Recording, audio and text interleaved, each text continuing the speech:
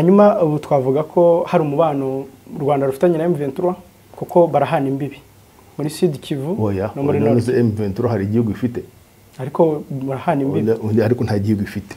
None abanyarwanda bava Rubavu bajya muri Goma nta kibazo bafite, imipaka irafunguye, ariko nyine batererwa na M23. U Rwanda rwemera igihugu kimwe gihari, Repubulika ya Demokarasi ya Kongo, ariko ntigenzura Goma kandi ibyo nawe bivuga, ntabwo se siko kuri. Oya, u Rwanda uko kuri sari igihugu cyitwa M23 uzi. Hari igihugu cyemewe se mu rwego mpuzamahanga M23 yabiyobora. Ninde utera kashe se hari Goma? Nta gutera kashe ari kuvuga ko ari uyobora igihugu. Igihugu kiri mu ntambara. Hari ibice bimwe byafashwe bigarukira aho ngaho. Hari ibice bimwe none se bikorana n'u Rwanda bijyanye no gutera kashe. Oya, ntago ibyo bintu uri kuvuga navuga binajyana mu nzira nziza. Ntago u Rwanda rujya gushyigikira cyangwa se kuvuga ngo rurajya muri iyo nzira yo kuvuga ngo igihugu cyacitsemo ngo M23 ifite aho iyobora ngo iratera kashe. Ariko niko kuri ifite aho iyobora, ifite aho iyobora ariko ni muri Repubulika Iharanira Demokarasi ya Kongo. Ibyo ngibyo none se ibiganiro biri kuberaho iki? Ibiganiro bikuberaho iki? Izo processes se twaganiraga zose zashyizwe n'izo no kubera iki? No kugira ngo iki kibazo cyaje gikemuke babiganiro, no bagomba kubiganiro bakasubiza, bagomba kuzasubiza biterwa n'ibizava mu biganiro. Ariko uyu munsi igihugu gihari ni kimwe, ni Repubulika ya Demokarasi ya Kongo.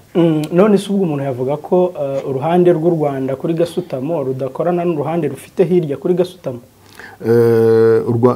Umupaka w'u Rwanda urafunguye, nta nubwo wigeze ufungwa. Yaba ari petite barrière yaba grande barrière.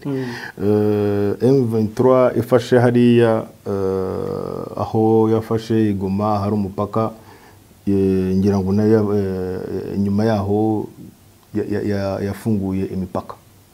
Kuba rero ariyo ihagenzura ikaba yakorana no ku rundi ruhande, ibyo ngibyo nta gitangaza kirimo. Yashyizeho n'abayobozi, ariko nta bihuriye nuko yavuga yuko ariyo yasimbuye guverinoma ya Kongo, cyangwa se ngo tuvuge ngo kubera ko ariyo uyu munsi iri kuhakoresha. Ariko muri realite niyo yasimbuye. Oya, nta guverinoma ihari. Guverinoma ihari ni imwe ya Repubulika ya Demokarasi ya Kongo. Ariko guverineri niba nyine nibyo naringiye kuvuga, niba yarashyizeho n'abakozi ntacyo bihindira ku kuba igihugu ari kimwe, ni Repubulika ya Demokarasi ya Kongo.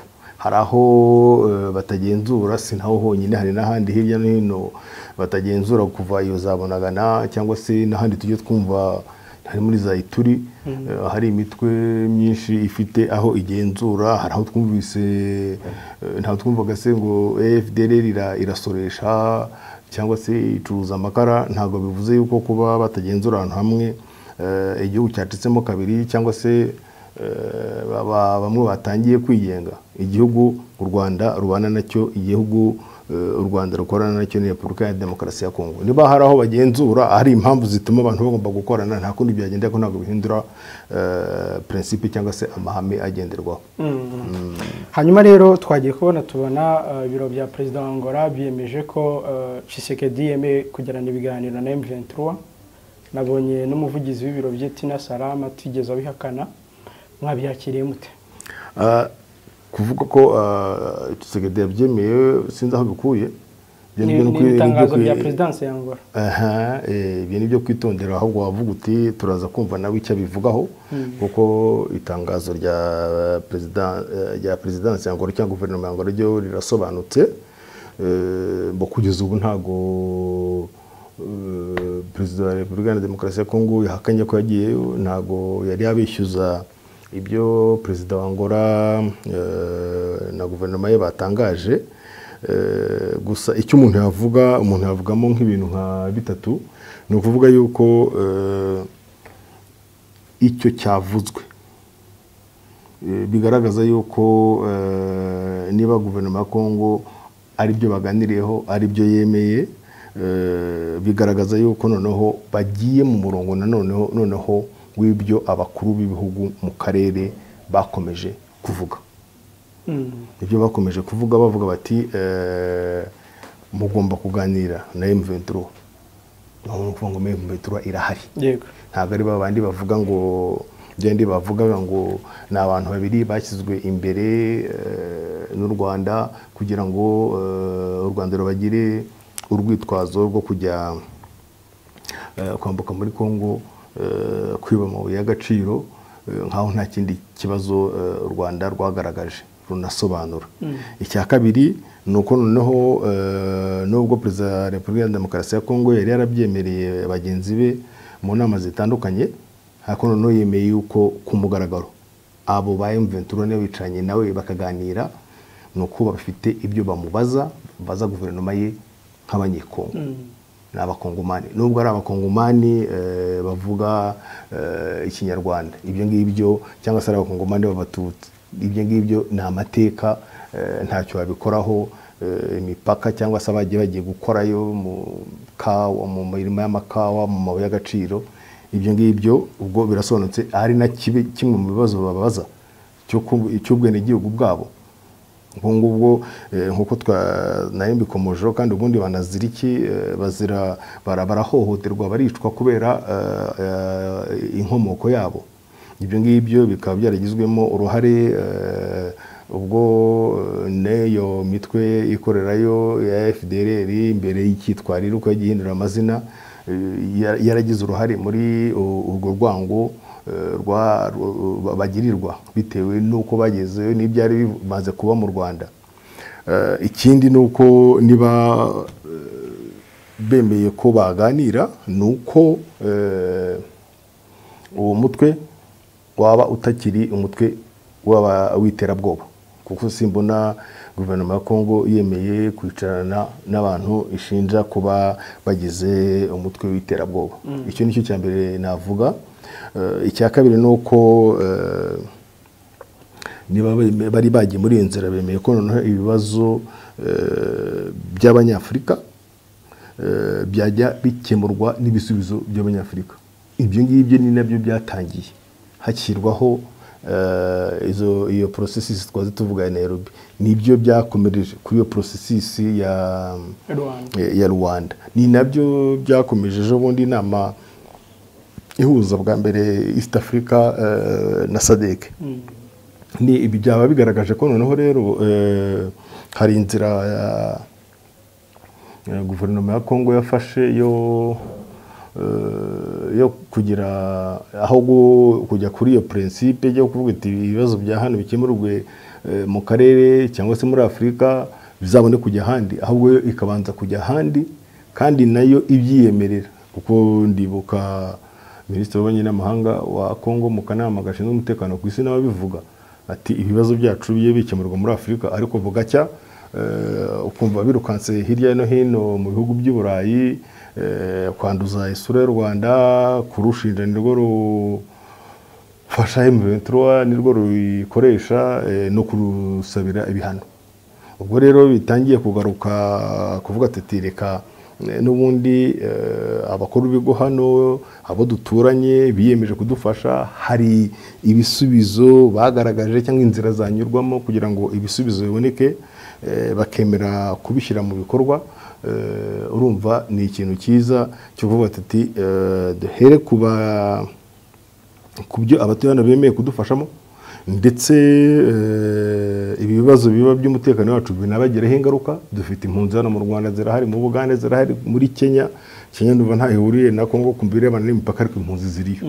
Icyo ngicyo nicyo navuga cya kabiri, cy'uko nibura ibintu bibanza bigakemurirwa hano, ndetse n'inzira zari zihari ntizongere kubangamirwa n'ayo mahanga ya kure. Ntabwo bivuze ko amahanga ya kure ataza gufasha, ntawanga imfashanyo mu yindi, ariko hari abagomba kubanza gukora kugira ngo icyo kibazo cyemuke, cyane cyane abaregwa n'icyo kibazo.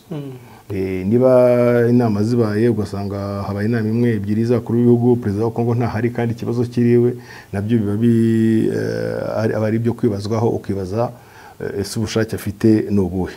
Hanyuma ikindi rero nyamukuru muri ibyo ngibyo ni ukuba yemeye inzira y'imishyikirano, inzira y'ibiganiro bya politiki, inzira ya diplomasi. Ibyo ngibyo abakuru b'ibihugu ba hano bose muri kano karere niko babibona. Yewe na bya bihugu bya kure nubwo bivuga bati Rwanda rufasha M23 tubafate n'ibihano ariko n'ubundi ikibazo nuko kigomba gukemurwa. Ngira ngo guverinoma ya Kongo yonyine na perezida wayo nibo bonyine babonaga yuko inzira bari bahisemo ya gisirikare ariyo yakemura ikibazo. Ubwo rero niyo mpamvu vuga icyo ngicyo ni ikinyamakuru muri byose kuba noneho niba nk'uko byatangajwe babyemera gutyo ni byiza kuko noneho inzira ya gisirikare yaba ihagaze noneho abantu bakicara bakaganira ibiganiro bishaka bizafata igihe kingana runaka ariko nibura abantu badahunga amasasu abantu bashobora mu gihe bari mu biganiro wenda bamwe bashobora no kuba basubiye mu byabo numvise ko zagoma inkambi zari ziriyo abantu batangiye gutaha bivuze ngo rero ni cyaba ari igikorwa cy'ingenzi niba koko noneho guverinoma ya Kongo yemeye kuganira na M23 bakumvikana ibyo bamwe babaza abandi bagatanga ibisubizo kuko ngo ni process ya Nairobi n'ubundi bagombaga kuganira ariko guverinoma ya Kongo yari yabavanyemo. Reka dukomoze nanone gato kuri Repubulika ya Demokarasi ya Kongo yagiye isabira u Rwanda ibihano ibihugu bimwe na bimwe bigenda byideklara entre autres Ubudage, Ububirigi, Leta Zunze Ubumwe za Amerika, Ubwongereza. Kugeza ubu twavuga ko ibihano u Rwanda rwagiye rufatirwa n'ayo mahanga byari byatangira kugaragaza ihungabana mu bukungu bw'u Rwanda. Nese ihungabana ryagaragara nk'aho umunyamakuru nturibone. Waribona kandi wibuke ko ugomba no gukomatanya n'ubundi tuvuge hari ibihano tuvuge ibihano Leta Zunze Ubumwe za Amerika zabafatiye abantu ku giti cyabo ariko n'ubundi hari USAID bari bahagaritse inkunga kandi ntegereza ko no mu nkunga wahagaritse byanze bikunze rizazaga mu Rwanda. Ubundi se uhagaritse inkunga zazaga nubwo zajyaga hirya no hino si nk'igihano. Hari n'ubundi n'ubukungu bw'isi uko buteye uyu munsi n'intambara zihari kubirebana cyane cyane n'ibikomoka kuri peteroli kubirebana n'ibyavaga muri iyo za Ukraine ntagiriya ntambara ihagaze uzi ko cyari ikigega cy'ingano ibyo byose birahari bikagira n'ingaruka no ku madolari no ku mayero uko agenda ahindagurika. Ntabwo bivuze yuko niba hari ibihano byafashwe cyane cyane binashingiye no ku mafaranga wari warapanze kuzayakoresha cyangwa se ntayabone bitamugeraho ingaruka ariko ntabwo bivuga yuko niba izo ngaruka zibaye byaba bivuze yuko igihugu kigiye guhagarara wenda abantu bagira bakomwa mu nkokora ariko ibyo bintu babivamo kandi noneho ibihano nanone uretse kuba ari kuvuga ngo ni amafaranga runaka yatangwaga cyangwa ibikorwa runaka byakorwaga hari no kuba no kumva mu mutwe nk'abanyarwanda ibyo bihano bikomotse kuki bivuye hehe. Niba u Rwanda ruvuga yuko aho kugira ngo umutekano w'u Rwanda uhungabane ejo wumve habaye intambara kandi guverinoma y'u Rwanda ishinzwe kurinda abaturage b'u Rwanda ndetse no kurinda inkiko z'u Rwanda umve ngo ahantu bahateye abaturage bapfuye cyangwa se bahafashe ubundi se baguteye uri munsi y'amasasu uhunga izo mfashanyo zaba zimaze iki ntacyo zaba zikumariye kandi abantu babikomejeho byarasobanuwe byaragaragaye yuko icyari kigamijwe Goma ifatwa intwaro bahasanze ntabwo zari zo kurwanya M23 nta nubwo ababifitemo ubuhanga bavuga ko ntizarebaga naho icyerekezo cya M23 iri ubukana bw'izo ntwaro uburemere n'ingufu nazo zashoboraga kurasa byaragaragaye ko bashobora no kurasa i Musanze. Noneho n'ikimenyimenyi uwo munsi kwa mbere no kwa kabiri no ntibeshye cyangwa ku cyumweru no kwa mbere barashe i Rubavu abantu barabibonye abantu bitabye Imana ibikorwa remezo birangirika amazu y'abantu arangirika mu buryo butandukanye. Ntago hari igihe twajyaga bijyaga biba bakavuga ati umuntu yibeshye yanenze umupaka cyangwa se barashe bibeshye hari igihe indege zarenga mu mupaka abantu bakabifataho ibyemezo ibyo byose ariko ibyabaye icyo gihe cyo byari nicyo byari bigamije guhungabanya umutekano w'u Rwanda ndetse ahubwo mifatiwe amakuru yarasohotse yuko izo ntwaro n'inyandiko zigaragaza gahunda zo kugaba ibitero ku Rwanda. Bivuze ngo rero ibyo byose ubishyira hamwe, ibintu birafatwa, ibyo bigakomeza gusobanurwa. Ejo niba M23 yicaranye koko na guverinoma ya Kongo, ubwo hari ibizahinduka mu mvugo, ntabwo uzajya kwicarana nabo ngo muganire urangize uvuga ngo u Rwanda ngo niruze, kereka ko nubahamagara uwo munsi uko ukababura. Uzavuga uti ntababwiye sinarababuze ngaho guverinoma y'u Rwanda nize. Bivuze ngo rero kandi n'ikibazo bajije ndumva n'iby'ibihano byarafashwe, ariko zashize igihe kingana iki ku buryo umuntu yavuga ati kano kanya umuntu atangiye kubara ingaruka, wenda umuntu yategereza amezi 3 6 tukareba. Yego, reka tugaruke gato. Hari ikinyamakuru nabonye cyitwa SOS Media Burundi cyavuze ko intasi z'u Rwanda n'iz'u Burundi zahuriye ahantu hitwa mu Kirundo ku itariki 10 z'ukwa gatatu, ariko kikongera kikavuga ko ari nyuma y'uko n'ubundi bari banahuriye i Kigali. Hari ikintu mwabitubwiraho? Wowe nta kintu nabikubwiraho kuko nkuko nakubwiye hari igihe ibiganiro biba tukareka bakazadutangariza icyavuyemo, cyangwa se ba nyir'ubwite babigirana bakagira icyo babitangazaho bikavugwa. Ntago rero najya gusesengura cyangwa se gukora komantere ku by'ibinyamakuru byavuze kandi ba nyir'ubwite bahari ntacyo baratangaza. Niba babona yuko hari ibiganiro barimo ku mpamvu runaka, ibyo kuganira birahari byinshi ariko ntacyo baratangaza, ntacyo nk'umuvugizi wungirije wa guverinoma nabivugaho, inzego zibishinzwe cyangwa se ziri muri ibyo biganiro zitaragira icyo zivuga. Ariko ayo makuru yafite nabonye mu itangazamakuru nk'uko yabonye. Umuntu yavuga ko umubano w'u Rwanda n'u Burundi wo nibura hari uburyo burimo baragenda biganirwaho ngo ushyiremo. Niba nk'uko bivuze kuko ariko byagenze barimo baganira, n'ubundi umubano bari urimo Gitoti urabizi neza, imipaka irafunze, kuba uri mu Gitoti ntabwo bivuze yuko umubano wavuyeho burundu, cyangwa se ngo ntabwo abantu bakibanye bishingiye kuri za ambasade. Ibyo ngibyo bigomba kuganirwaho kugira ngo nibyajemo nk'ibibazo nabyo bikemuke.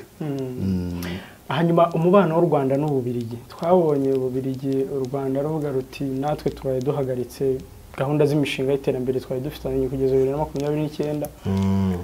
Umubano w'u Rwanda n'Ububiligi kugenda bigura intege bite kucumba? Bigura intege kubera iki?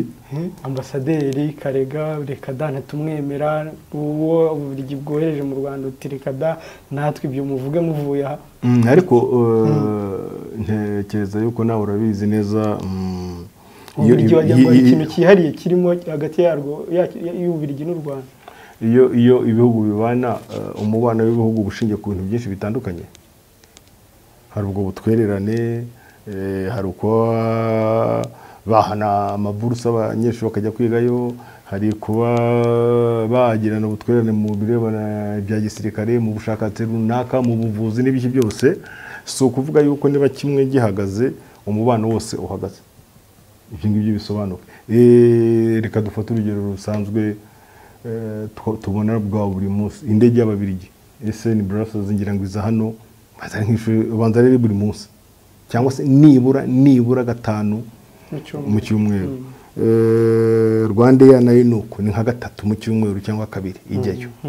Wigeze umva ahantu hari ikibazo? Abantu Ababiligi mu Rwanda ni urujya n'uruza, Abanyarwanda mu Bubiligi ni urujya n'uruza.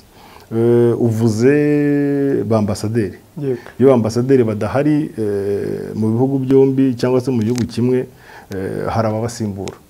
Hari ujera ambasade cyangwa se uyicunga umunsi ku wundi, bashaje d'affaires. Hari n'ibibazo bisaba yuko wenda ku rwego rwa ambasaderi abo babikemura.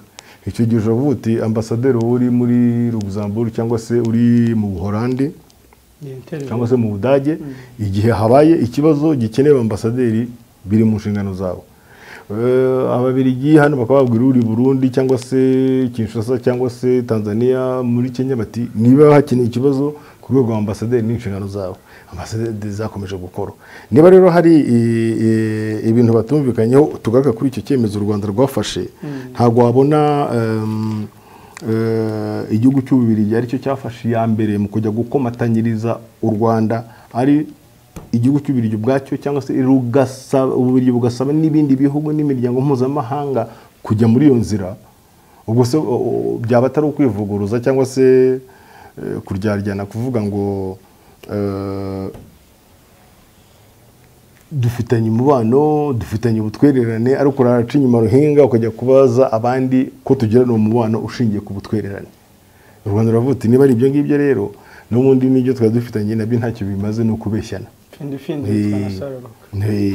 Bivuze ngo rero ni nabyo nahoze dukomoza kare kuri ibi guverinoma ya Angola yatangaje ejo yuko M23 igiye kuganira, ishobora kuzaganira, bareba uburyo bazaganira na guverinoma ya Congo.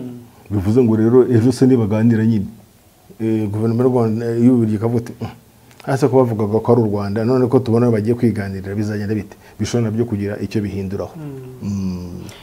Maître Alain Mukurarinda, turi ku musozo, sinzi niba hari icyo wakongeraho wenda cyangwa ubutumwa bwihariye ku munyarwanda wenda ushobora kuba atekereza ibihano akavuga ati noneho karabaye, cyangwa ku mutekano wanjye ntekereza yuko ntabwo wavuga ngo nta kibazo gihari iyo niba abantu bavuga barimo barafata ibihano, ariko ntawe bikwiye guhahamura, cyane cyane yuko na guverinoma y'u Rwanda ibisobanura.